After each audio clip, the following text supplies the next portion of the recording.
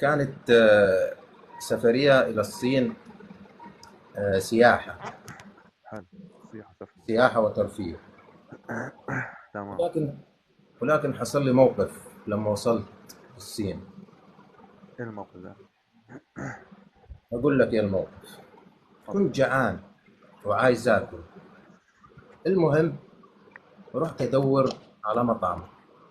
تمام، لقيت لقيت مطعم. مطعم شكله حلو وجميل. حلو. المهم دخلت المطعم وقعدت. جاتني بنت صينية، اوف.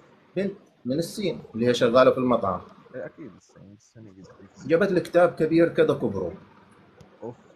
عشان اختار منه الاكل. تمام.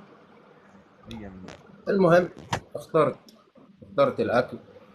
مش عايز اقول لك، اختر بالاكل. طعم الاكل لا يوصف، حاجه جميله. اوف، شو هالاكل؟ طيب. طيب. لدرجه اني قلت لها اجين هاتي لي طلب تاني لو سمحتي. حلو. المهم وانا باكل حسيت بحركه غريبه في رجلي. قول لي ايش حسيت. ايش حسيت؟ شو حسيت ايش؟ وانا قاعد اكل حسيت رجلي ترفس. اوف. الو. آه. ترفس. والناس في المطعم تبص علي مستغربين. إيه اكيد، شو قلت يا هالحكي؟ الفضايح يا اولاد. شويه بشويه موضوع الرفسه زاد عن حده. لدرجه جاتني البنت. لدرجه جاتني البنت اللي شغاله في المطعم. رفستها مع قوه الرفسه، البنت طارت يمكن مسافه 5 كيلو. اوف اوف. الو. يا لطف الله.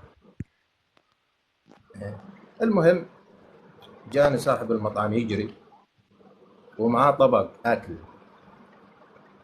قال لي خد، كل الطبق ده هتروح الرفسه من عندك. نعم. طيب. مية مية.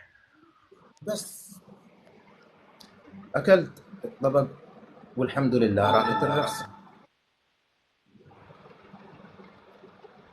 لكن حصلت حاجه تانية. ايه الحاجة الثانية؟